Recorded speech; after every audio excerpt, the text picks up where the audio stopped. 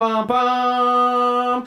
Hello everybody and welcome to Against the Fence, where this is the place to be. We're also going to be talking about a top 5 opponent next for Shavkat Rakmonov, because he is still undefeated as a professional mixed martial artist. And lastly, we'll also talk about a little bit about Francis Ngannou, really, and whether or not he will re-sign with the UFC. So don't you do it, go anywhere. Alright, cool.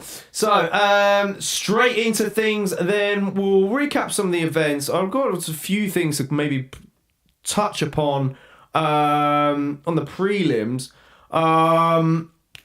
Shout out, obviously, to Cody Garbrandt getting it back on the win column. Unanimous decision win against Jon Jones. And also, Dricus du Plessis' impressive win against Derek Brunson. Did catch that one. Brunson's team throwing in the towel there, of course. And Ian Gary as well on the early prelims. TKO in Song Kanon, and he kind of came back from the jaws of defeat as well. He got stunned and rocked, put down, in fact, in that fight, and came back and won in the third round. So, yeah, props off to the guys who rocked it in the prelims. How many had 1, 2, 3, 4 finishes in total in the prelims? So not a bad turnout. If you did catch them, let us know in the chats as well. It'd be good to get your thoughts on the prelims if you did manage to catch them. Angus is already in the chat as well. He's quite excited to get talking about the next potential matchup for Jon Jones, and he says no, Miocic cannot stop Jon Jones, but Curtis Blaydes can. So yeah, a lot to talk about with Jon Jones in the heavyweight division now. It's all popping off. We know Miocic is back, but we're gonna get into that a little bit later on. Let's recap some of the events from the main card then, of course, which kicked it off in impressive fashion. Oh, wrong screen. Woo! There we go. That's better. Which was Bo Nickal, of course, making his UFC debut. Moves to 4-0 now as a professional. Got some options for him. He looked pretty impressive. I must admit, against a more experienced guy in Jamie Pickett. You can see there's some elements to his game which he needs to still work on in terms of putting things together as a mixed martial artist. You know, there's some techniques that might not necessarily work in wrestling, that will work in wrestling, but might not necessarily work in the sport of mixed martial arts. And it's just more or less adapting to the overall sport in itself. And I think time will definitely be the ultimate plan in that. I did catch some things that Henry Cejudo, or some advice that he kind of said to Bo Nickal on his channel, and kind of said, look, Bo Nickal could be 5 to 6 fights away from even touching the top 15. He's got a long way to go in terms of his development, and he thinks the UFC should kind of really give him baby steps in this, and I'm all for it as well. As is anyone who kind of comes in the UFC, apart from if you're Alex Pereira, I guess. In a way, Pereira's he's unique in a lot of ways, because he had a lot of success in kickboxing, extensive kickboxing record, came into MMA straight away, won a title within the first 6 fights, whatever it was. We got a slight reverb on the mic. Might be in your room, I don't know. It's not really much reverby in here. Bo Nickal, where was I at now? I've lost my train of thought. Yeah, I think they should steady him along as much as possible, and I've got 2 really good options for next opponents for him. I personally, if he was still in the UFC, I would have probably put him up against someone like a Kyle Daukaus, who's on a bit of a stint. Yes, Nolan Zebra, I see you in the house. Nolan Zebra's still in. I can't really see Stipe beating Jones, so there you go. Here's his opinion on it, on the matter. Early doors, and stick around, Nolan. We've got a lot to come into a little bit later on that. But on Bo Nickal, what do you think of Bo Nickal's performance? Are you excited to see more of him and see his journey through the UFC? Keep it on going, kind of thing. Yeah. So the 2 options that I've got for him. I've got now. I might just bollocks this pronunciation up wrong because it's easily done. It's easily done in this sport, isn't it? There's so many people, so many fighters across the world with all these unique kind of names, and us Brits aren't really the best at pronouncing them. I've got Denis Tululian. He's a Russian guy, 11-6, 2 wins in his last 5 outings, so not great. He's coming off a first round rear naked choke loss against Jun Young Park. That was early last month. And before that, he also beat Jamie Pickett. So that fight kind of makes a lot of sense in my eyes. You know, he's in a bit of a rut. I think if I'm rightly saying, his record is not that great.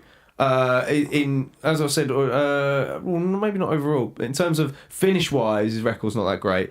Actually, no, I'm wrong. 9 knockouts, 0 submissions, but I think the majority of those knockouts probably came early on in his career. So he stopped Jamie Pickett. He stopped a guy in his UFC debut. No, he got finished in his UFC debut. So still, you know, he's still fresh into the UFC himself. He's had 3 fights, which makes a lot of sense, I think, as a pick for Bo Nickal, and that's the reason why I've got him in there. 1 win and 2 losses in the UFC. I didn't really. I think I did see that knockout from Jon Jones Park. It was pretty impressive. Didn't really rate Tululian's performance in that. So for him, again, it's an opportunity to fight someone with a lot of hype, I guess, against Bo Nickal. So the UFC will probably sell the fight to him that way. But for Bo Nickal, I think it would be another person that he finishes. I really do. What else have we got? We've got Nolan says, I think Bo could be a massive star. They love a home country hero, especially a wrestler. Yeah, I mean, it's about time the US had their own Khabib, right? Let's be real. Thanks for the messaging size on the chats at the moment. It says, hope you're all shouting when you read my comments. What everyone in your uni to know JK is live, and that's true. There we go. That's a good point. Nicely done, Angus. Damien's in the house. Yes, Damo. Good to see you as always, my man. Can't wait to see you hopefully next weekend. He says, I can't wait for a pay-per-view star in Bo to have a huge build-up for his first main event, to just shoot for a takedown inside 15 seconds and hold all 5 rounds, or when the other guy gives up. Ooh, Damo's not on the hypes of the wrestlers. Yeah, he wants to see a bit of a stand-up warfare, and it'd be interesting to get your thoughts on Jon Jones's finish on Ciryl Gane. Are you a bit of a Jon Jones fan? Would you prefer to see a little bit of a long drawn-out fight with Ciryl Gane? But we'll get onto that in just a sec. My other option for Bo Nickal, yes, I've got 2, is Nick Maximov. And I think that's a really, really intriguing fight, because Nick Maximov is 8-2 as a professional. He's come off for 2 straight losses against 2 wrestlers. I believe one of them was against Andre Petrosky and the other one was against Jacob Malkoun. So you add in Bo Nickal in there, and Maximov's a wrestler himself, so you had a Bo Nickal in there. It's an intriguing fight. Put it on a fight night. Well, actually, no. Bo Nickal's a pay-per-view star now. It will probably be on a main card again, as maybe perhaps maybe not an opener, but maybe second on, I reckon. Maximov is 25 years old. Nickal's 27. I think it makes sense. I really do. I wouldn't be shocked if the UFC decided to do that. Maximov's one of the Diaz brothers' proteges. Lost the unanimous decision against Jacob Malkoun. Got rear naked choked against Petrovsky. But he did beat Cody Brundage, which I think is a really impressive win, and a split decision win against Soriano. So I think it's a good test for Tapology. You've got Bo in at sort of ranked 40, around the 40 mark for Bo Nickal, whereas Maximov is in 63. But I can't see Bo getting anyone any higher. You know, I've looked at potential options, and stylistically, I just don't really like anyone above that. I kind of want to see more of Bo first before we throw him in against kind of guys that maybe have hit just outside of the rankings, sort of spear, and a loss to those kind of guys around that area. Yeah, I'm not ready for someone like that. However, listening to the Anik and Florian podcast on my way to work this morning, I think Anik said if you were to put Bo Nickal in with a Dricus du Plessis, who do you think's favourite in that fight? Who do you think's favourite? Would probably be Bo, right? I mean, I'm not completely sold yet on Dricus du Plessis, I must admit. I reckon a lot of fans aren't either. So you would probably think that perhaps Bo would be the favourite, but no, I think you steady his pace down a little bit. Don't necessarily give him the Hamzat treatment just yet. But as for Jamie Pickett, though, I'll just clear that chat from Damo. As for Jamie Pickett, I honestly think he's on the chopping block. I really do. The record recent has not been great. So for that reason, I think he's got to go. I'm afraid he got to go. So I think he'll get cut. But that's my prediction anyway. I haven't really lined him up with anyone alternatively. It's just like recent performances just haven't been great. Nolan Zebra says whoever Bo fights next will be wearing a double cup. I mean, yeah, true. Damien said Jon Jones at least throws hands and strikes. This guy literally wants to take you down straight away. I like the ground game and wrestling, but when it's 100% of your game plan, then go wrestle like Burroughs. I hear you. But then, if you got a chance of gaining more money in MMA, then why would you not? And I guess that's pretty much where it's from. I don't know. I like these challenges. I really do. I like seeing these wrestlers come over and try and transition, because there's a lot in aspects in the game. He can very well get caught and get put out by a really skillful striker down the line. Who knows? I'm just trying to think of other wrestlers now that have really struggled to come through, but I'm struggling off the top of my head. All right, as for rankings go, I guess we'll touch upon the rankings while we're here. Obviously, Bo's not going to be ranked, but Dricus du Plessis moving up just below Paulo Costa there, in the number 7. We're off to the races, I think, with Dricus du Plessis, and I think the next possible fight for him next, I wouldn't mind seeing maybe Sean Strickland. Really? I don't know what you guys think of that fight. The du Plessis seems to struggle with his cardio a little bit, and Strickland's a bit of a cardio machine. But in a way, I'm a little bit bored of seeing Strickland. I don't know about you guys, but I think he'll probably carry on headlining fight nights. So you probably get Strickland versus du Plessis in a fight night sometime this year. That's my guess. That's my prediction, and I will move on swiftly to the next fight, of course, of the night. Second up, Mateusz Gamrot picking up the win against Jalin Turner. He took the fight on 2 weeks' notice and looked impressive, really. He defended his ranking, even though on 2 weeks' notice, which was pretty impressive. So you've got to give your hats off to him for that. Part of me, I did pick Jalin Turner to win because something in me felt that Turner can go far in this sport. I think he can. And I had a funny feeling that maybe potentially he'd catch Gamrot. I know Gamrot's a cardio machine. He's very difficult to put away and has never been really put away. But it's just the long limbs of Turner. And look, get hats off to Gamrot. He got stunned a couple of times, battled back, chained the takedown attempts quite well, had better success in rounds 2 and 3. Jalin Turner did have his moments though, man. There were some grimacing moments, but look, I like watching Gamrot, I really do.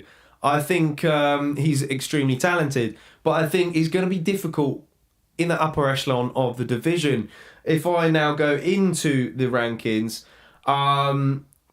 nothing's moved. He's in comfortably at number 8, but look at this killers above him. Fiziev, who's booked against Gaethje, Michael Chandler, who's probably going to fight Conor McGregor, of course, later on in the year. Beneil Dariush, who's now going to be fighting Charles Oliveira. So Gamrot's going to be picking off people who are going to be coming off of losses, and I've only got really there's one option for him, depending on the outcome of the fight. But I think it's going to be a tricky one. I'd like to see him against the loser of Fiziev versus Gaethje. Because, of course, if Fiziev fails to get any further up the rankings, then he's going to be forced to defend his ranking against the person below him. And I think even Fiziev is a difficult fight for Gamrot. I do. I think Gamrot's going to struggle against Fiziev's size. He's a thick dude for lightweight, and he's very difficult to get down. Fiziev does the damage in that fight, in my opinion. And even Justin Gaethje, if Gaethje was to lose against Fiziev, Gaethje gives Gamrot a hard time with his low kicks. Getting him down is going to be difficult. I think it's likely Gamrot loses his next fight, but if he does lose his next fight, look, you've been a featherweight champion at KSW. Why not drop down to the featherweight division? Who would not want to see Mateusz Gamrot in the UFC's featherweight division? Do you think he's a good matchup for Volkanovski? I think so. I would put him in there. I would love to see him against anyone in the top 5 of that division, but I don't think the UFC would probably do that. I don't. I really don't. Some chat saying back onto the middleweight division. Damien says, I think he's a small middleweight also. He just don't look middleweight size. I don't know why. Yeah, maybe. I mean, if Bo Nickal does lose and the hype train gets a little bit derailed a little bit, I would like to see him drop down to welterweight and perhaps, revive everything there. I mean, there's no harm in getting a loss on your record, of course. But when you come into the UFC with a 0 on your records, there's a lot of pressure. A heck of a lot of pressure. Angus says, I didn't give a match up for Duplessis in my article because he wasn't on the main card. However, I like the Strickland matchup as it offers Izzy some parity if he reclaims the belt. True. Does get Strickland back on the win column potentially against Duplessis. Yeah, excellent comment, Angus. Don't forget to smash a like on the video, guys. It's good shout. Damien says, I didn't watch this fight. I went to get snacks and do other things. Was it a good fight? It was good back and forth, Gamrot just kind of, he looked a little bit shaky on the feet. He got the takedowns that he needed to, and secured the win. It was great back and forth. I didn't think it was potentially our fight of the night. I don't know. Was it our fight of the night? I actually can't remember who we gave fight of the night. No, it wasn't. Definitely wasn't fight of the night. We gave Neal Shavkat the fight of the night. But I mean, for two guys to fight each other on 2 weeks' notice, I didn't think it was a bad fight, personally. Dustin is free. No, says Damon. He needs another win or two. Yeah, no, but the thing is with Dustin, and you're right in saying that, but Dustin's in this category now, at the top there. He's in third. Like a Colby Covington, like a Jorge Masvidal, once they get a taste of that juicy star money, they don't want to fight anyone below them. You could have thrown Poirier in there against Dariush, but he didn't want it. It's slim pickings for Poirier. I think he's going to want to chase the Makhachev fight. I really do. But he needs to fight someone else. Yeah, I can't see him fighting. I honestly don't. It's just Poirier, man. He's stubborn. I can't. But I'll see. If I'm wrong, I'm wrong, and he comes in there and he does get a fight booked against Mateusz Gamrot, then actually, no, they've trained together, so that's not even going to work. Look, I'd like to see Fiziev against Poirier. To be honest, Poirier versus Gaethje rematch makes all the most sense. I think that fight gets Poirier out of bed. I do. I think he's going to stay on the sideline other than that. Yes, Taylor Young. He's in the house. He says, I think Gamrot has a very tough time against everyone above him in lightweight. And yeah, I'm completely agree with you, man. Completely agree with you. Do you think he should potentially take one more fight at lightweight and then make his chances known in the featherweight division? Because that's what I think. Lil Brenny's in the house, but he's retracted his message, and I think he's probably just realised what we're talking about. I think he potentially asked a question regarding the Peter Yan and Merab Dvalishvili fight that's happening this weekend. Make sure you join the watch along this weekend for that one, so make sure you got the notification bell rung on our channel. We're talking about the aftermath of UFC 285. Lot to get through. Angus says, then give up your spots in the rankings. This is for contenders, not a fan of Poirier. So look, yeah, and I'm completely with you, man, on that one. I'm the same with Colby Covington. Getting sick of him, really. I really am. And we're going to potentially get into a fight for Colby Covington in just a second. You know, could he get matched up against Shavkat Rakhmonov? Dana White announced that he would like to see that fight, so we'll see.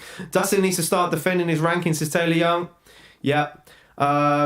Yeah, my bad, Lil Brenny. No worries, my bro. No worries, my bro. Good to see you as always. Yeah, thanks for your comment the other day. Much appreciated the love that you're showing for the channel. And yeah, it'd be good to see more of your opinions, because fan opinions matter most here on the Against the Fence channel. So yeah, Fiziev or Gaethje for me for Gamrot next. But I think Gamrot might lack in the physical battle between both of them.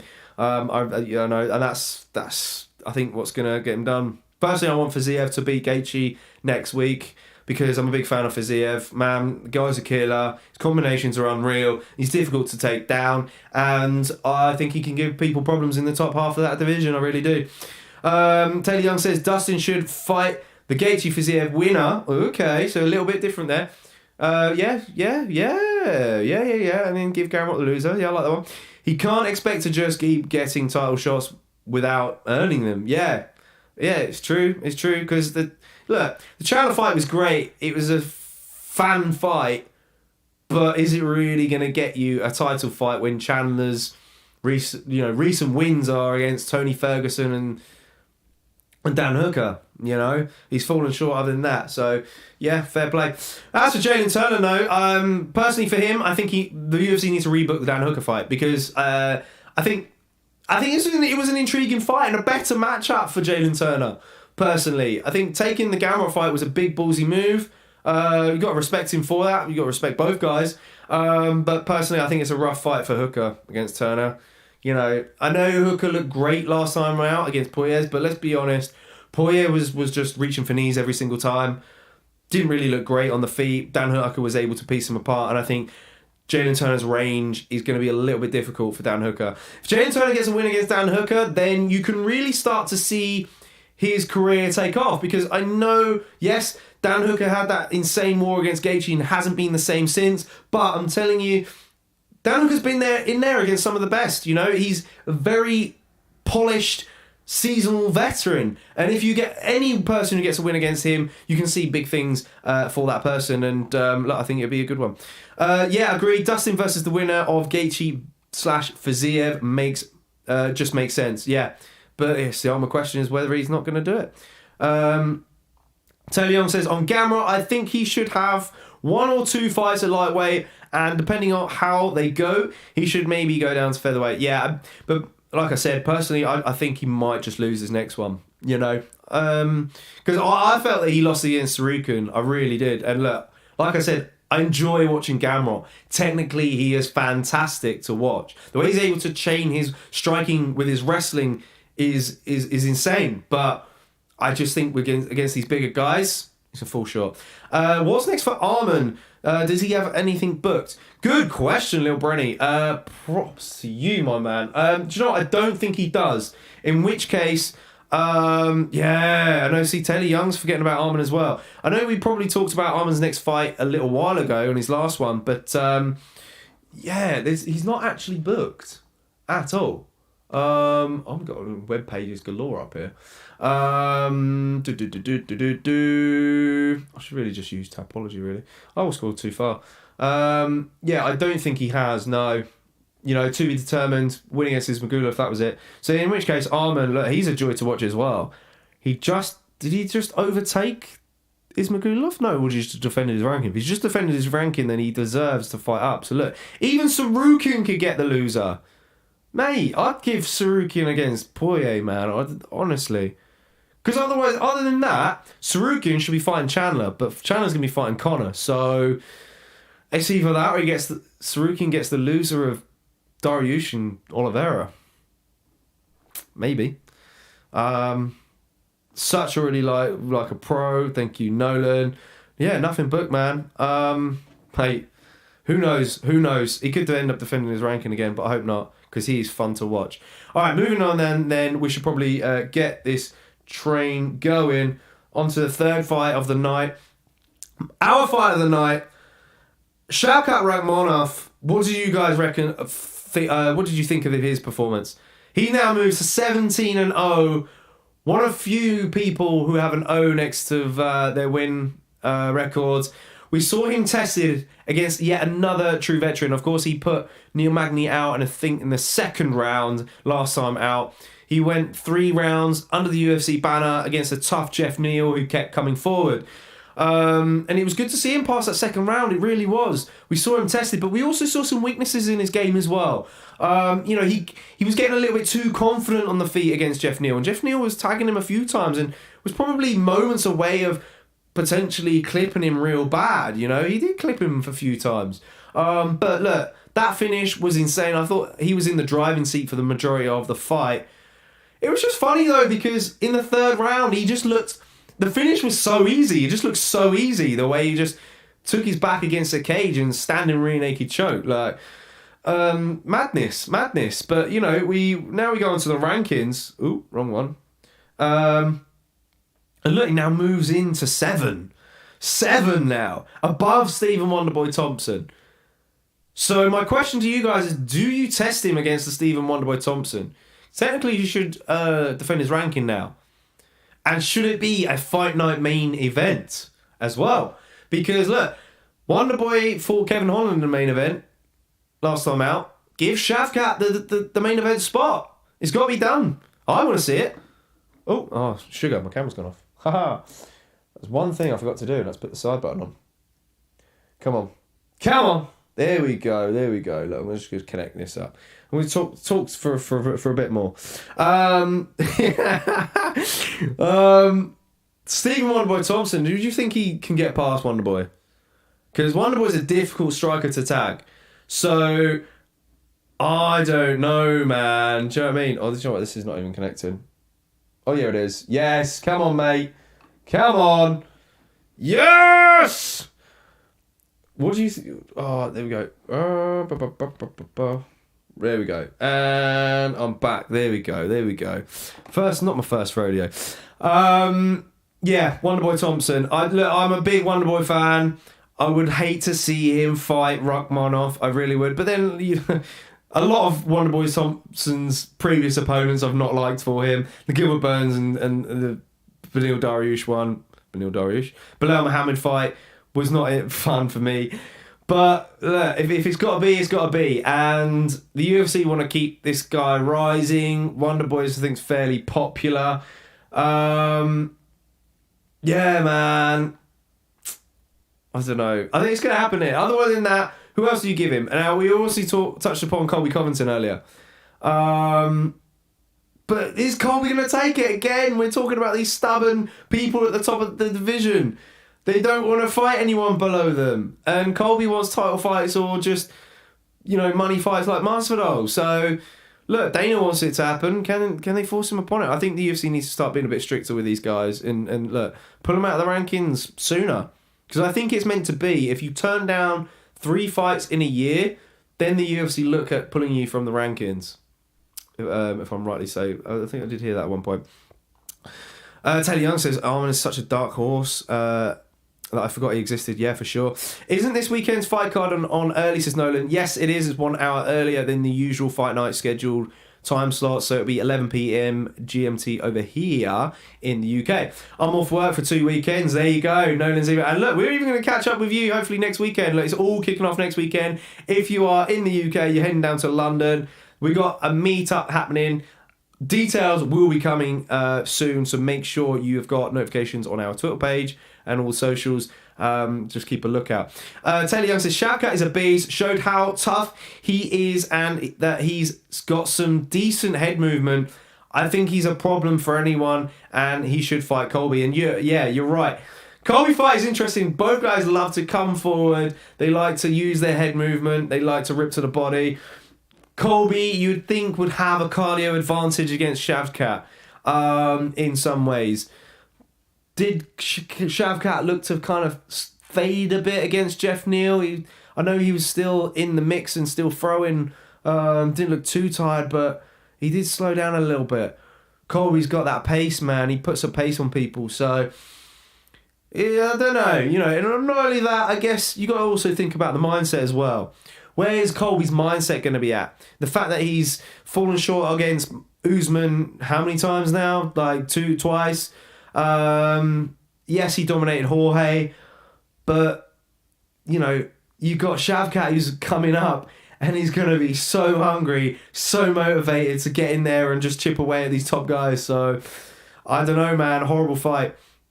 Shavkat is a difficult breed, says Sai. Taylor Young says, Shavkat obviously has some things to work on, but the guy is special. Phenomenal performance, says Lil Brenny.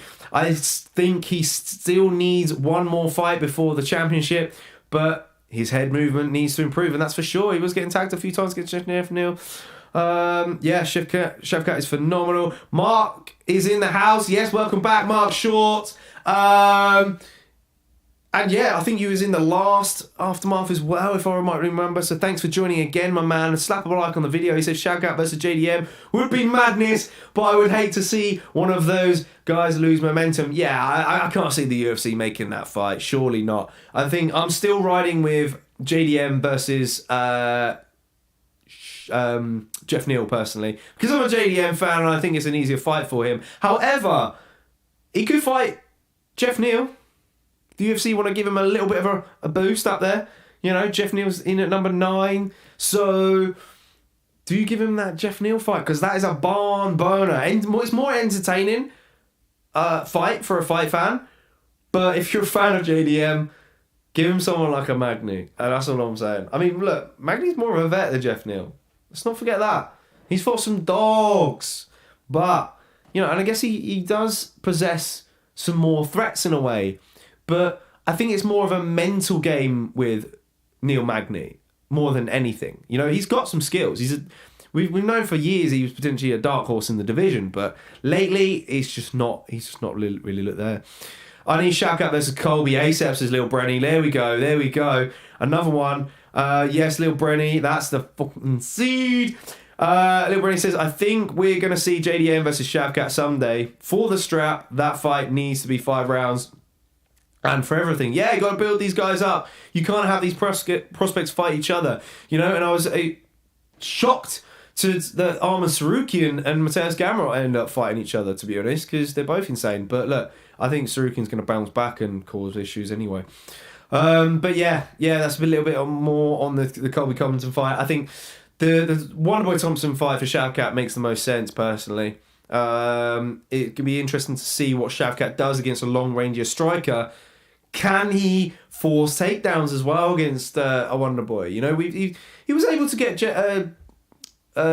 Geoff Neal down, of course, who's tall, rangy, but you know he's got to follow that blueprint that Bilal Muhammad or a Gilbert Burns kind of done. The problem with those guys is they got shorter legs and they're able to kind of level change a lot easier than these taller guys. So that's why they were able to get Wonderboy down quite easily, in my opinion. Geoff versus JDM or JDM versus Luque. Hopefully he deserves a massive step up. Yeah, I think even the Luque option's a solid shout, Lil Brenny. Props to you, my man. Give Lil Brenny a clap in the chats there for some excellent future fight predictions. Wonderboy won't take it, says Taylor. Yeah, hopefully not. But then who else is there for Wonderboy, really, when you look at it? There's not really anyone. Alright, but yeah. For Geoff Neal, though, on the other hand, I've got the winner of Chiesa versus Lee. Both guys down there. Chiesa's in at 14. Lee is in... He slipped out of the rankings. Yeah, he slipped out of the rankings because the UFC have decided to just randomly put the champion in at number 1. And so I noticed that earlier, and I actually noticed it, but I thought it was being a bit, weird there. But if Lee's out of the rankings because of it. But yeah, I think that would be next option for Geoff Neal on that one. All right, we'll move on then to the co-main event of that evening, which was, of course, Alexa Grasso picking up the impressive win against Valentina Shevchenko, which a lot of people's eyes was the women's GOAT. She stopped her in impressive fashion. Teddy Young says Wonderboy will end up fighting Jorge again. He only wants to strike. Yeah, I guess it's true. It could be right, actually. But we're going to get Jorge Burns, aren't we? Of course, that's going to be a fun fight. Back on the Alexa Grasso thing, though. She was fantastic in round 1. She really kind of... she got her timing down really well against Valentina. You know, she was able to evade Valentina's strikes really well, you know, and come in and out in the pocket. She fought off a very strong Valentina in round 2 on the ground. She gave that round up, of course. And then, you know, after that round, I was thinking, God, this is where Valentina, she's downloaded the data now. She's going to start perhaps taking over. And I was coming into round 3, I thought that maybe perhaps Valentina would start getting timing a little bit better with the strikes in round 3 and mixing the takedowns, and just to be a little bit too much for Grasso. But look, she zigged when she should have zagged, and she threw that spinning back kick in that 3rd round and got submitted. And after the fight, we saw footage of Grasso drilling that process in the locker room, you know, anticipating that spinning back kick, and she made Valentina look silly. She took the back in real quick succession. The chokehold wasn't completely under the chin. I did worry for a second that perhaps she was going to burn her arms out and Valentina was going to be able to escape. I thought the escape for that one, when it's on the jaw, that you push the elbow up to make it uncomfortable, so then you can kind of slide out that way. But listening to podcast, props to obviously a legend in Kenny Florian, he was saying you should attack the hands in that scenario. But I felt if the hands are locked and it's on the jaw, you'd be attacking the elbow. So look, I was completely wrong in that in the analysis during the watch long. But yeah, man, impressive performance. To see you guys chat saying, "What's in so good, man? Welcome back in, my man. Is this your first time in there? Nice job snatching that back. They worked on it and hit it perfectly. Yeah, for sure. Smash a like on my video, my man. Thank you for your input. I guess, well, it's clear as day that the rematch is going to be the next option, isn't it? There's not really much to talk about on that. When that will be, surely it's going to be in the summer. I think Valentina's keen to get that rematch. She felt that she was winning the fight, but I think that she needs to go back and rewatch it, personally. It was 1-1 going into that 3rd round, and Grasso still was looking good in that 3rd round. I don't know, man. I really felt that Valentina was going to win that fight, and I felt that Erin Blanchfield was going to be the one to dethrone her, but look, Viva la Mexico, that's all I got to say in that one. Taylor Young says, this is what happens when dominant champions get placed. And it's true. Look, the last few Valentina performances, I have been saying it. It's a matter of time until she falls. And we saw it happen to Amanda Nunes. We see it with these champions where they just kind of get a bit too complacent. And when they're fighting these people who are a little bit below in the rankings, they're getting title shots. Because I think, Grasso was in at like 6 or something? She moved a couple of spots. Was she in at 6? I want to say it was 6. Yeah, she's gone up 6 spots. So that's mad. You know? And when you're the champ and you're fighting those kind of people far down, you do kind of get a bit complacent in there. Tony also says, I think an upset was eventually inevitable for Valentina. I don't like how Val has been talking out of the loss. She was saying that she was, what a game plan to Lil Brenny in terms of Grasso. Dominating Grasso was having success throughout the fight. Yeah.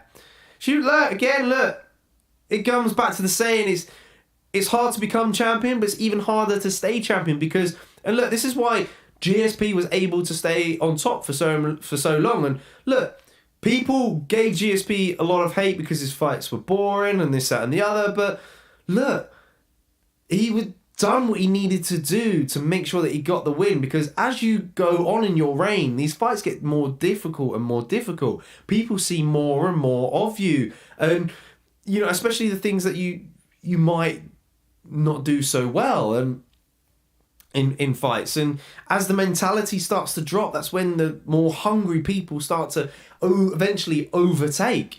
You know, it's crazy. It's a crazy sport. It really is. You know, it's why we love it. Lil Brenny says that pic of Shevchenko's chin being completely white while her face is bright red after the choke is terrifying. It was a scary pic. It was. Man. Yeah, but it was a great, fantastic jaw crank from Grasso. Yeah, I think the rematch will happen in the summer, and a few of the other contenders are going to have to wait it out a little bit now. Like we've spoken about before, Blanchfield potentially taking on Ferro or Santos, but Santos needs to fight in Brazil, so that's a little bit of complications there with her. Ferro versus Blanchfield will probably make sense, and that'll line up the next challenger after that.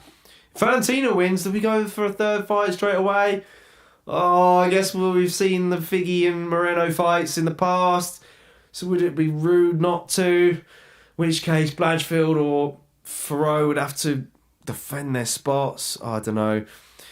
Marshall says, which was a bigger upset to you? Great question. Grasso over Valentina, Esparza over Rose, or Pena versus Nunes? Fantastic question, Mark Shaw.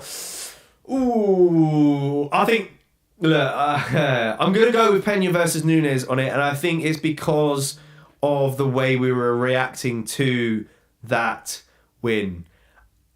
I think because the Grasso win, it kind of happened a lot quicker in my eyes. The Amanda Nunes one kind of took a little time to kind of until the stoppage happened, because you could see that she was slowing down and she was getting tagged. You know, it wasn't the most powerful of shots, but it was, you know, little peppering shots from Pena, and it was just the moment that she was able to kind of then grind her out and get the rear naked choke. And yeah, Pena Nunes. Yeah, I think Taylor Young agrees with me with that one as well. But yeah, top question indeed. Lil Brenny thinks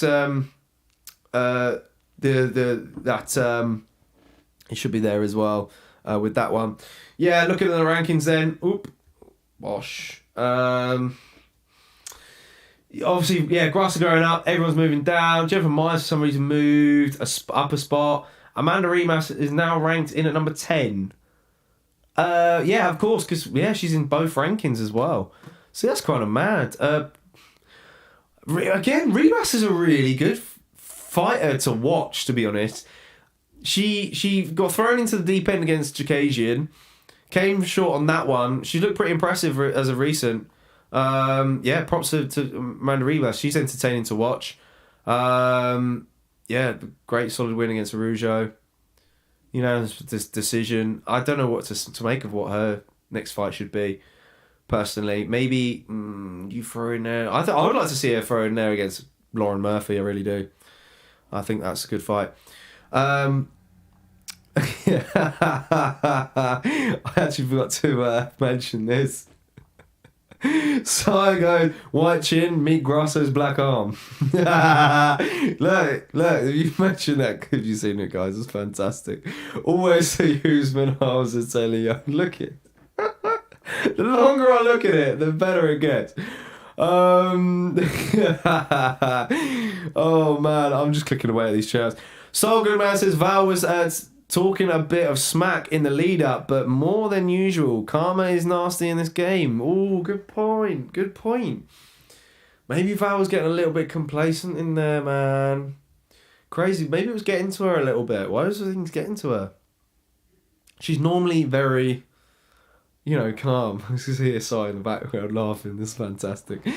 Anyway, I should probably move on. That's enough of Alexa Grasso, Valentina Shevchenko, because I think that fight's going to be next. If that fight doesn't happen for whatever reason, then personally, I would like to see Blanchfield get the crack. I would. I really do. Look, I think there's a lot of Blanchfield fans out there. Smash a like on the video if you're a fan of Erin Blanchfield, because she gets it done every single time. And that wraps things up with the co-main event. We move on to the main event itself before we get into a little bit of some social segments. Jon Jones came back and got things done in quick succession, really. I was quite surprised. I was really ranting, and I put the massive L on my forehead for this. I thought that perhaps we're not going to see the same Jon Jones coming into this. Father Time may have caught up with him a little bit. The timeout may have caught up with him. The stress of all the things that happened outside the octagon I also felt that maybe his ego would get to him as well, and that he would showcase his striking a bit more against Ciryl Gane. But personally, he even said in his post-fight press conference that he felt a little bit timid on the feet. He felt a little bit slow in there against Ciryl Gane. Maybe he didn't anticipate the speed of Gane, and really surprised him. So that may have led to the early takedown and the submission victory. I think Gane went in for that straight left hand. Jones just ducked to the side, took the back, took him down, man. And look, what was also surprising coming out of this fight, post-fight, was Henry Cejudo even drilled the technique of when he got Gane down on the ground, the control. He was telling him in the build-up to fight week, just how to kind of, be quick down there. Don't give Gane too much time to really adjust the shift in his body weight. And look, props to Henry Cejudo, who continues to impress us with coaching, I guess. Soul Good Man says, my stupid feed cut out in this fight, came back and the fight was over. Still pissed. Mate, I hope you was able to go back and watch it. It was quick, and look, man, it's who's going to stop Jon Jones at heavyweight? That's the ultimate question. We're going to get into that in just a sec. So Young says, Jon was shockingly good. I was almost in disbelief. I was leaning towards, but I just couldn't get over that. Ciryl needs to change camp. The grappling is too much, and too much of a glaring weakness. Hands down, absolutely. Ash is echoing all this as well. So I said, man said he was feeling a bit goofy on the feet. That's it. Imagine if he got into the striking. I know, and look, I wanted to see more of it, but we're not going to see more of it. We'll get into the rankings. Before getting on to the Jon Jones stuff, because we're going to get into Jon Jones versus Stipe, there's no doubt that's going to be next. So I've got a few questions for you guys, and just to kind of see where your heads are at with that matchup, because that is the big talking topic of this Aftermath show. But I'm going to start off with talking about Ciryl Gane, personally. Because Gane, look, for me, matchup-wise next, I don't want to see him fight for the rest of the year. I know this is coming from someone who's a big Ciryl Gane fan. I'm still riding the Ciryl Gane train. I really am. Still going to get the chant going every time he fights. But I want to see him take some time out, train every single day, and just work on that wrestling. Really work on that wrestling, come back next year. I think that's the best option for him. Like I said, I was riding into the Ciryl Gane train all through fight night. I didn't swap my pick at all. Beginning of last week, or week before, when it came out that he only trains for when he's got a fight, that just sent alarm bells in my head, man. Like, I was like, look, like, you just give me evidence, you give me a reason to go and pick Jon Jones right now. Because Jon Jones is hungry, especially when you look at the Embedded series, and that made things even worse, because you got Jones grinding it out. All you can see is the strong mentality, the strong mindset of him, and then Ciryl Gane's just relaxed playing FIFA. Like, I'm sorry. And look, I rode with him. I rode with him throughout, and I tried to sell it to everyone, but I was not confident at all. So for my reason, he's got to go out and work on the wrestling. If not, then I think a fight with Tom Aspinall in the summer would make sense. But look, I'm not even a fan of that. I'm really not. Tom Aspinall, I think that would be a good step up for Tom Aspinall at this current stage in time. And I think Ciryl, even the post-fight press conference, he kind of said, like, I'm really angry with my performance. And it's like, well, yeah, no shit. He was expecting to beat the GOAT on, we've not, I wouldn't say a full training camp, but, when you've not been training wrestling since the Ngannou fight, it's crazy to me. It really is. But yeah, that's my opinion for Gane. Excited for the Stipe fight, says Lil Brenny. Thinking Jones will strike with him. Yeah, I think it's going to be a stand-up warfare, I really do. I missed you guys commentate on this. Came back to the phone, it was finished. I was during the watch along, Nolan. Sorry about that. But we'll keep on going on here. So I kept going back and forth with who I thought would win, but I was honestly blown away with how easily Gane was dealt. Yeah, same. I thought it was going to be far more competitive. Gane needs time off, change camp and train for a long time because he says he doesn't train unless he has a fight. Yeah, I know. Look, even Khabib's came out and offered Ciryl to come and stay in Dagestan. Look, mate, there it is. Go to somewhere like AKA. Like, oh, mate. And Matt, look, that's perfect. Look, I always felt that Ciryl Gane needed to go and do some work with GSP. Purely because GSP is my favourite of all time. I love Ciryl Gane as well. Seeing those two train together would be phenomenal. Training with someone like Faraz Zahabi, who's got a deep mind for the sport of mixed martial arts. But personally, AKA would probably suit him better. You know, he's already got the striking. Put yourself in there with just pure grapplers. You've got Cain Velasquez, DC. And look, DC! You think DC would want to train Ciryl Gane and prepare him for a potential rematch down the line with Jon Jones? Would he? Look, come on, man. DC's got a vendetta against Jones. I don't care what he says in the broadcast. He's still a little bit salty. You know he is. And I think training Gane would be great. You know. Lil Brenny says people saying he should fight Aspinall are pretty much giving him a death sentence. Yeah, because look, I still fancy Aspinall's chances in that, and to back the Brit would be almost difficult not to do. I don't know who I'd side with on that one personally. Teddy Young says, as it stands currently, I will pick any heavyweight with basic grappling over Ciryl. I think Ciryl also was mentally just off. Yeah, I didn't really feel it in fight week at all. Gane's a sports psychiatrist, so yeah. I mean, this is what it's all about, you know, because if you don't make these adjustments, you're not going to reach championship level. The memes that are coming out about Ciryl Gane as well afterwards, people were saying, France, you've got a Dustin Poirier, and look, it's true. But then at the same time, Dustin Poirier's at a really good camp, so, you know, it's a different weight class, isn't it? It's a different weight class, but yeah. That's the thing. There's not many wrestlers really in heavyweight, but you've got Stipe, Curtis Blades, and Jon Jones at the moment. You know, and of course, well, if he comes back, Francis Ngannou. He's been off ever since Francis 5. Says Ash, yeah, absolutely. Love your chats, guys. Love your chats as always. But then let's get into the Jon Jones thick of things. We'll get into a little bit of detail. Because the Stipe fight's next. It's touted for July. Let's get into some socials because... not the wrong one. A few things to talk about then with the social kind of things. There's a few things that have come out. Not a great deal, a lot. But there's been a few. And personally, like you look at the first one, a quote, which is from Jon Jones himself.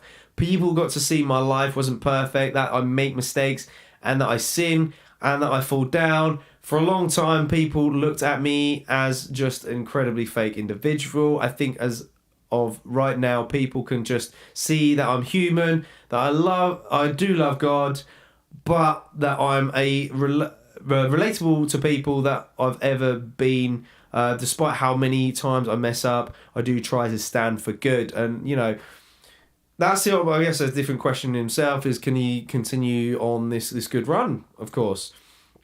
And Conor McGregor gave him some props as well, of course, saying that was incredible by Jon last night, even better to see it live. The man should have had 2 belts presented to him, and both sparkling. He did effing brilliant.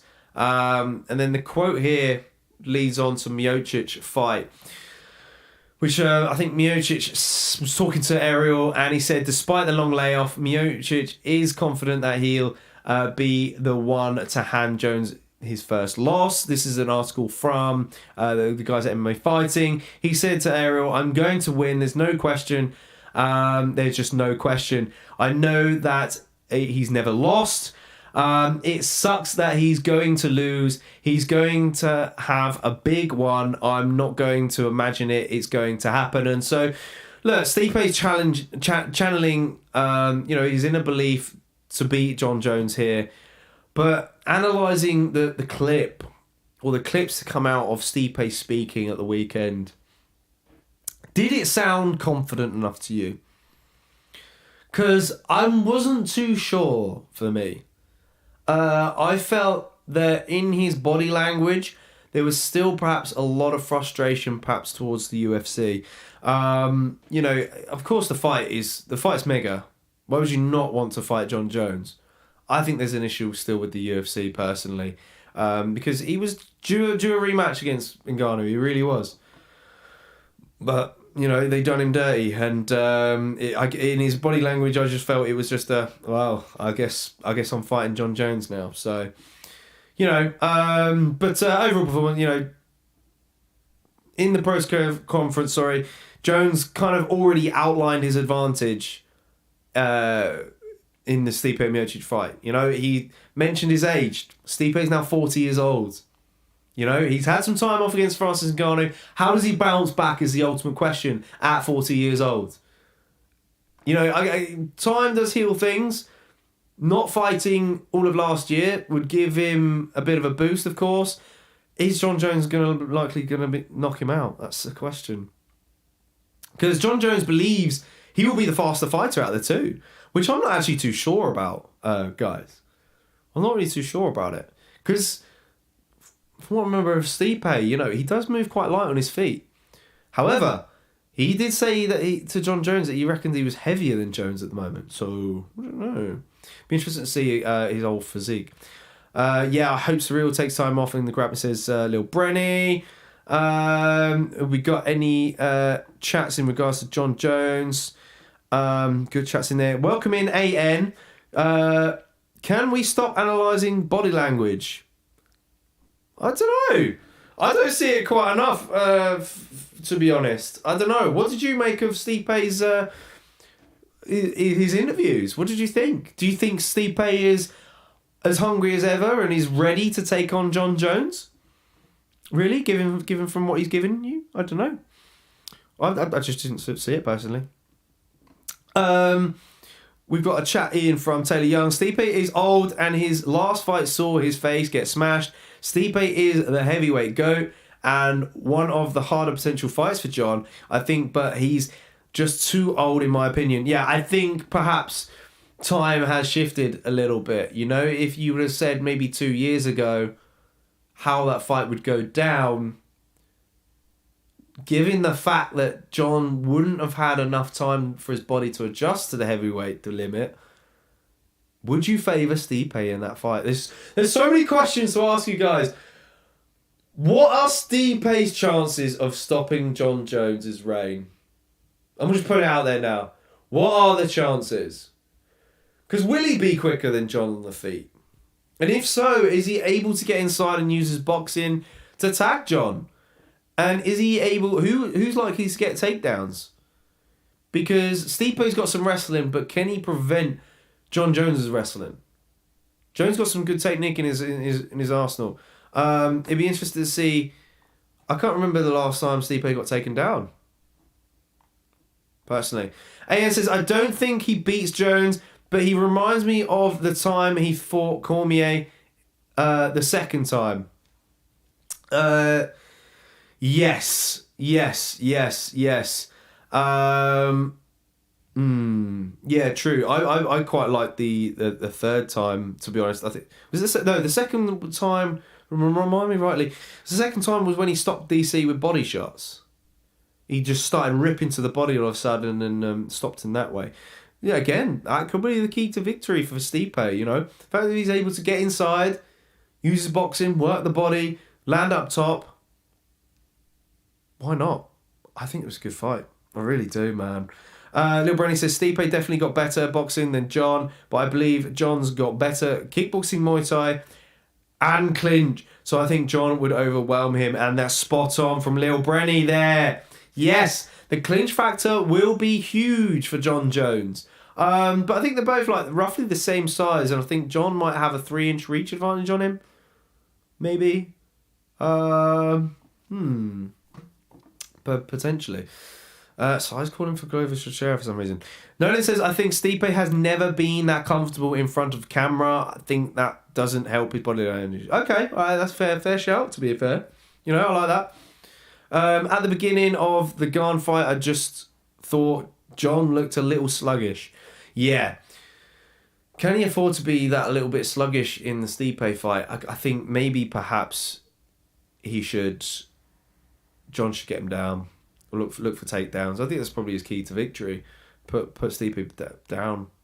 I mean, it's easier said than that after the Gane fight, isn't it? But yeah, I think that's there. So I says just gonna leave that there to remind us all, because you must never forget. Oh, of course, I know Glover won the title against. I know, but then Glover's last stoppage was against, I believe, Anthony Johnson. Before that, and it was some time ago. Yeah, I guess age doesn't really. Yeah, for some reason the chat's not coming up on the social screen. I don't know why. That's weird. Yeah. I guess I don't know. Stipe can do it. Can he do it? It's difficult to say because Stipe's been out for a little while, really, isn't it? And he got starched, so yeah, you're right. These heavyweights seem to last a little bit longer lately, in the fact that they're in a division where people get knocked dead. Weird. What do we all think of pound for pound rankings? Yeah, I think it makes sense to Taylor. I really do. He's needing a number one now. So yeah, spot on. Everyone does age differently. It's true. Taylor Young. Yeah, Taylor Young says he ages differently. I don't know why the chats aren't showing up. That's very weird. They're not actually on this scene. Oh well. We'll head back and we'll get you guys chaps in a little bit. So yeah, that was my question. Stipe chances against stopping Jon Jones. I don't think you guys are on board with that. But is Jon capable of finishing Stipe though? I think so. I think it would be another submission win. Or is he going to ground and pound him? I don't know. I need to go back and see what Stipe's defense is like on the ground, to be honest, before I justify that. That'll be definitely one for the breakdown show come whenever that fight gets made. What does a win over Stipe do for Jon Jones, though? Because will the UFC consider him the heavyweight GOAT and disrespect Francis for not resigning? Because that's the fight. That is if you beat Stipe and you become the heavyweight GOAT, is that like the UFC will just call him the heavyweight GOAT? And then Francis was like, well, what about me? I stopped Francis. So I don't know. What do you guys make of that? Oh man, I don't know. It's up there. Here we go. Taylor Young says there's a big difference beating Jan and beating Jon. There you go. There's your answer. Spot on from Taylor Young. It's true though. It is true. Glover Teixeira fell short against Jon Jones many a year ago, and that was a different Jon Jones.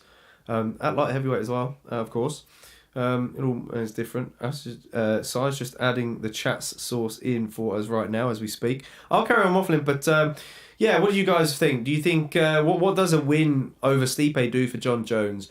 And have you got to be crying out for Francis Ngannou returning? Because as you can see there, Francis was quite quick to get on the Twitter feeds, of course, and express his thoughts on the fight and kind of claim himself as the heavyweight king.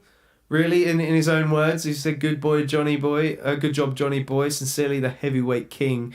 And Dana White, I think, was it in the pre-fight press conference, shut down any possibility of Francis coming back to the UFC.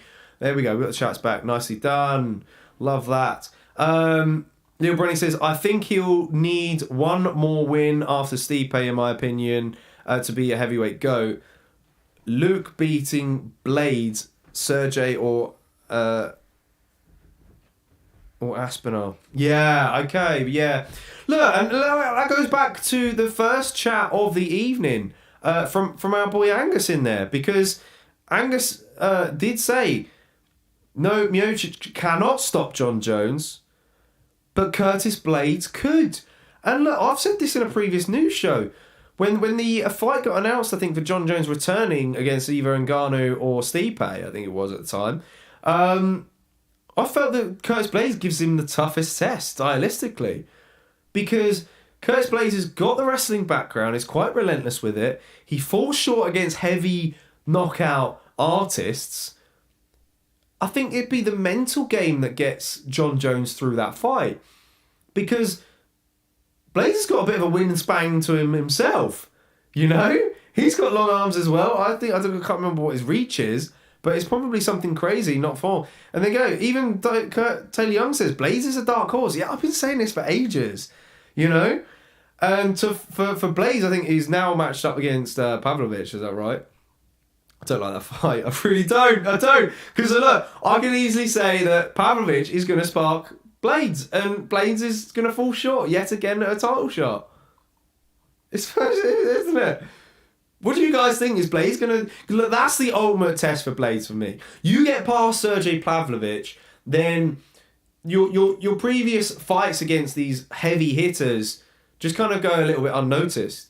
We start to see the new Curtis Blaydes, a newly improved Curtis Blaydes, who's got maybe a bit more confidence in him. Oh, my light's gone out. No way, we've been going for 3 hours.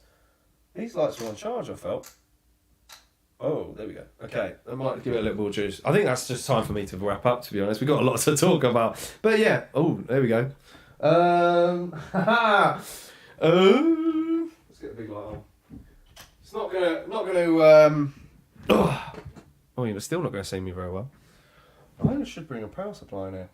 Battery side! Right, there we go. You can see a little bit of me. Yeah, well, let's just props to us to kind of fall back on, innit? We've got spare batteries. That's so weird. They were fully charged. We're meant to go on for 3 hours. Emojis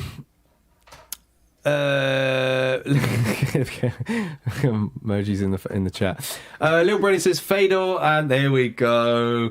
That was almost too much light on my face now. Little Brady says Fedor and Kane are my 2 heavyweight MMA goats. So if Jon beats Stipe and a guy like Blaydes or Aspinall, then he'll prove to me that he can compete and beat guys like Kane and Fedor. Is true. Yeah, okay.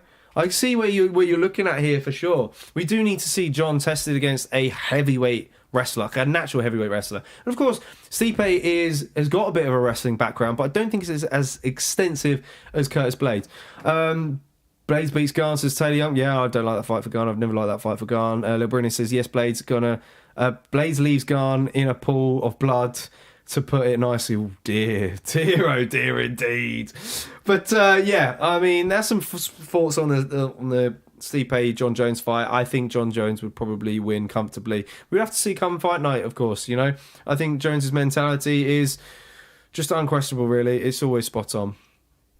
As for then moving on a little bit back onto the co-main event, where Grasso came out and said, for all those who say that it was a mistake, that it was luck or circumstantial, here I leave warm-up before going out to the fight. See, look, and that goes back to the clip that we saw. So it wasn't lucky at all. I don't know why people would say it's lucky. I think she's probably maybe jumping the gun a little bit here and potentially feeding into what people would say about the win. I don't think it was luck at all. It was she timed the movement to perfection and got the back and got the win. Torso slightly to the right, taking a circular step. So she goes into detail here a little bit on her win and kind of breaks it down in very nice fashion. I've never labelled myself as the best, and look, this is where her mindset's at really, but it is about time that the hard technical work that goes into Lobo MMA gym is recognised, and the incredible technical execution that most people by Alexa against such a dominant champion. That's why she. So this is an article about Alexa. Sorry, that's why she has the well-deserved UFC belt. That belt is all the right place. She will continue working and showing how well we do things in Mexico. I think this is from a coach, sorry. Because we all go in for another with Irene Aldana and preparing a pack of hungry wolves to come after. And look, Mexicans be Mexicans, man. We've got technically 3 champions, of course, one being an interim champion, but UFC Mexico is next on the cards, and it's got to be. Does Jones beat Francis, says Taylor? Okay, I'll answer that in a bit. I'll come back to that in just a sec. But yeah, that's a good question indeed. We'll get into that a bit. We were talking about Bronson in the chat as well. But that's just a little bit on the mindset of the coaching over at Alexa Grasso's camp. And of course, the post-fight comments from Valentina Shevchenko just says, fight doesn't forget any mistakes. Especially it feels frustrating when you was dominating all the fight. No excuses, only hard work, ready to start all over. So look, she's ready to bounce back in there, and I think she will. The question is, does she beat Grasso in the next time around? That's the only question. I really don't know. Again, it doesn't really help her. She bounces gym to gym as well. I think she was training out in Japan for that fight. So, I don't know. Difficult. Next up on the agenda was we got a post-fight statement from Geoff Neal, who says, the people closest to me know how much I had to overcome just to get to this fight. If you thought that was a good fight, just wait until I'm 100%. Shout out to Shavkat Rakmonov for giving me the toughest fight of my career. We will run it back one day. So he reckons he wasn't 100% in that. And I wonder why. I wonder what was going on. Perhaps there was an injury there. But even still, like he put up an excellent fight against Shavkat, and really put him through the gears and really tested him. So I don't know, man. I don't know. We shall see down the line. See how he bounces back after that one. All right, that's a little bit more on just kind of the social segment. Let's head on back then to the main screen here. Oh, mouse is gone. So if I put that, bosh. All right, bringing it all back then. It's nicely done. Let's bring up some chats. I can do that. Let's go back then to, does Jon Jones beat Francis? Ooh, to me it's. If Gane can avoid... Look, I think we're making excuses. We could go back and forth on this. If Gane can avoid the power of Francis, then probably so can... I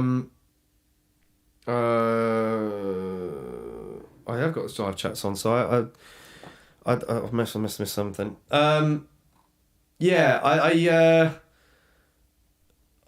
was I at? For me, if Gane can... avoid that power, so can Jon Jones. But Francis, his knees were jacked in that fight, and he wasn't 100%.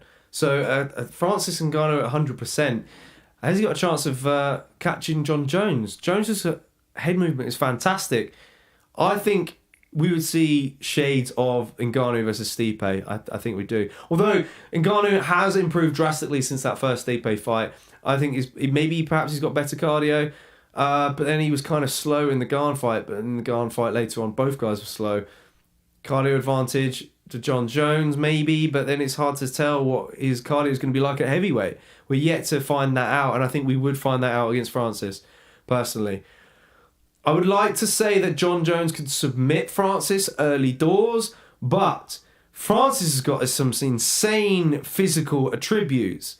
He could probably battle it out there, against Jones on the ground and potentially fight it off. I don't know. Jones would have to really pick Ngannou apart at range, tire him out, constantly go to the body, and then get a late submission. That would be my prediction. But that's my opinion. Did Bronson quit on Twitter, or did I dream that? Says sorry. No, I think it did sound like he did. Not quite sure though. Little Brenny reckons he seemed to retire. Yeah, he just kind of said thanks for watching my career. So, I don't know. We'll have to wait and see. I think for better something else to come out. I think on regards to that. There was no official proper statement really. I don't know. Liberty says, I'm excited for Geoff's next fight. Brady or JDM would be the best moves in my opinion. Or I don't know about the Brady fight. Heavy wrestler in Brady. I don't know. I think Brady... I don't know who would give Brady next, to be honest. I don't know. But yeah, good options though, man. Good options. All right.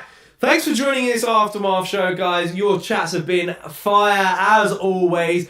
Always, really get pumped for these aftermath shows because you guys offer some great chats as always. Don't forget to smack a like on the video if you've not done so already, and hit the notifications bell because look, we've got some more content coming your way.